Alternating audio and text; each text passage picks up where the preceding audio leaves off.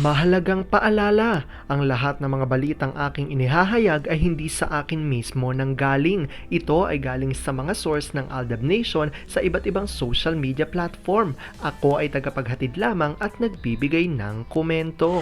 Magandang araw mga Aldab Nation! May panibago na naman po akong update para sa inyong lahat. Pero bago natin ito umpisahan ay huwag niyo munang kalimutan na mag-subscribe sa aking YouTube channel at i-click mo na rin ang katabing bell button para maging updated ka sa mga latest videos na ia-upload ko. At kapag umabot na ng 100,000 subscribers ang aking channel, ay may sorpresa ako para sa inyong lahat.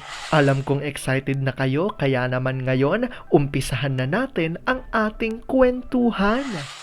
Ang pag-uusapan natin ngayong araw na ito kung saan main walang takot na finlex ang kanyang hubby Alden. Grabe, tila hindi na nga raw natatakot ang Machard na ipakita ang kanilang di umano'y tunay na relasyon. Pinagalaw na nga raw ni Meng ang baso. Wifey flexing her hubby. Nakakakilig naman ang balitang ito. Gaano nga ba ito katotoo at may sapat nga bang ebidensya makakapagpatunay rito? Well, yan ang ating aalamin at pag-uusapan ngayong araw na ito, pero bago ho yan ay bibitinin ko muna kayo ng kaunting-kaunti lamang kung saan magbasa muna tayo ng mga nakakatuwang post ni My name is Theo01 sa Twitter. Kaya naman wag na natin patagalin pa at sabi niya sa kanyang tweet, Daddy, tell baby cute na love mo ako. Pareho ko kayong mahal na.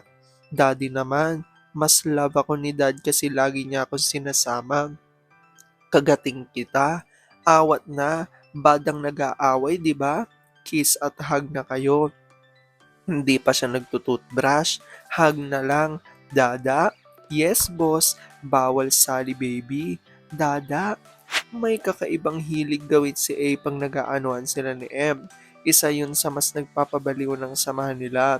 Si A ayaw talaga niya na hindi makatabi si M kahit isang gabi lang. Pag no choice talaga, halos buong gabi silang magka-busy. Si M naman, as usual, very submissive at nababaliw din sa mga pinaggagawa ni A. Hindi na ako nagtataka kung ba't bihira na lang talaga makapag-bonding si M sa mga friends. Ganon din naman si A, pwera na lang pag need makuhanan ng pic o vids. Sila kasi mag-asawa, gusto lang sa bahay mag-bonding kasamang mga bata. Magluluto si M habang nakikipaglaro si A sa mga anak. Masaya na sila doon.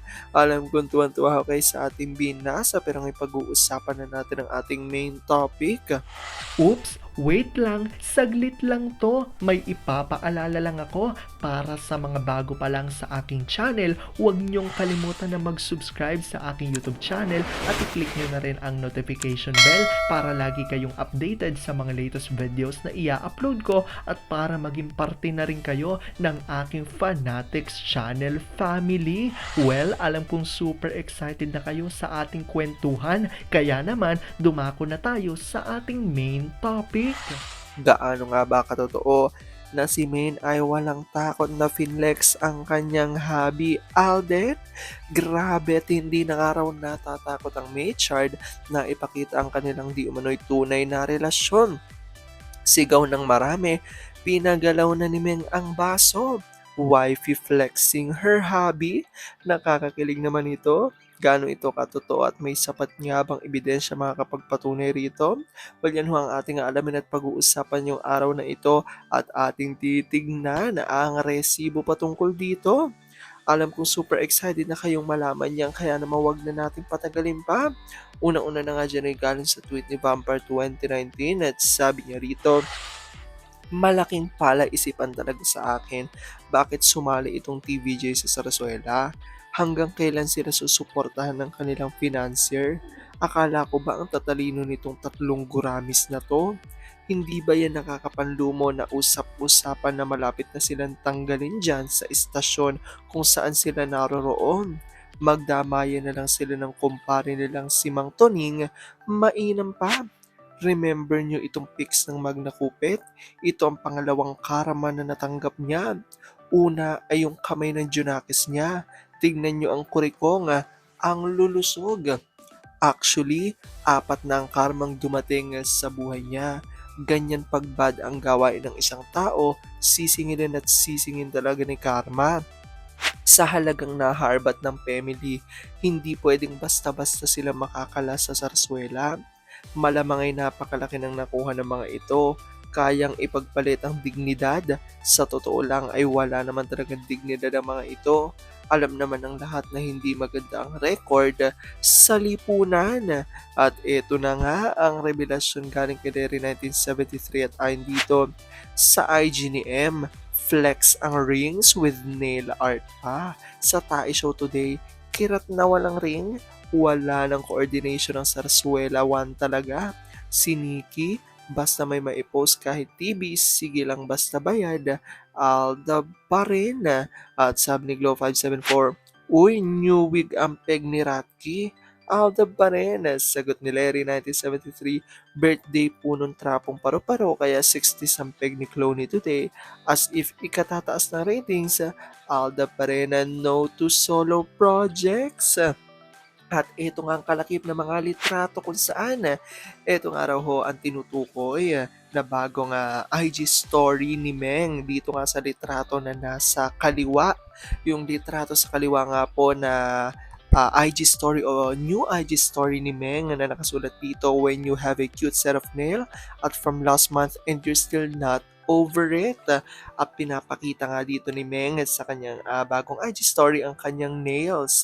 Pero para nga sa mga Aldab Nation, parang hindi naman talaga nails daw ang pinapakita, 'di ba, ni Meng dito sa litrato sa kaliwa. Kung hindi, ang kanyang singsing na ayon nga yan sa mga Aldab Nation ay ang di umano wedding ring nga raw. Ito talaga nina Alden at Meng. Kaya naman dahil dito talaga marami ang natuwa na mga Aldab Nation dahil parang tila pamamaraan nga daw ito ni Meng para i-flex ang kanyang hobby, 'di ba? Ayon yan sa mga Aldab Nation. Kaya naman para sa kanila kahit hindi raw mismong si Alden ang finlex nito ay alam naman natin na ganun na rin ang ibig sabihin daw dito ni Meng at dinaan lang nito sa kanyang singseng.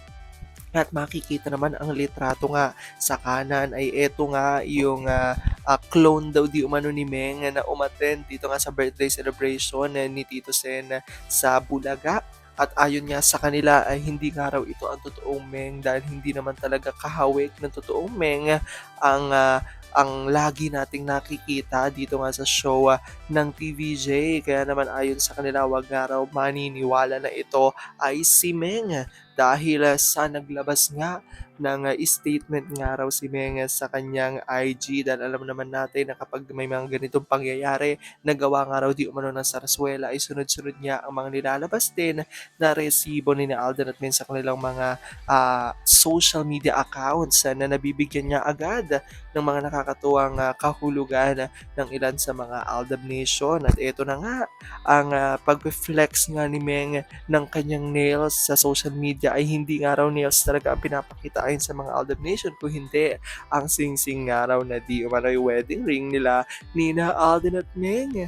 I-comment down below nyo guys kung agree kayo dito at kung talaga naman tuwan-tuwa kayo sa ating balita for today. Alam ko dahil dito marami sa inyo mas lalo ngayong kumakapit at naninindigan ng Aldab Nature is real, pero sabi nga natin na kahit na ano pa man ang magdesisyon ni na Alden at Meng sa kanilang buhay, karera at buhay pag-ibig ay kailangan natin sila supportan, kailangan natin itong tanggapin ng buo-buo dahil yun ang kanilang deserve. At yan ang aking update for today's video. Maraming salamat sa panonood at pagtapos sa videong ito. Kung nakapag-subscribe ka na, welcome sa Fanatics Channel family. Kung hindi pa naman, huwag ka nang mahiya. Mag-subscribe ka na. Pindutin mo na yan. I-click mo na rin ang katabing bell button para makatanggap ka ng notification kapag may bagong update para sa iyo. Para naman sa parte na ng aking pamilya, punta lang sa aking channel at i-click ang videos para mapanood mo at malaman mo pa ang mga nakaka-good vibes at nakakakilig na fresh news about Maychard. Muli, ako ho ang inyong lingkod na patuloy na maghahatid ng good vibes every day. Thank you mga Aldab Nation. Ingat!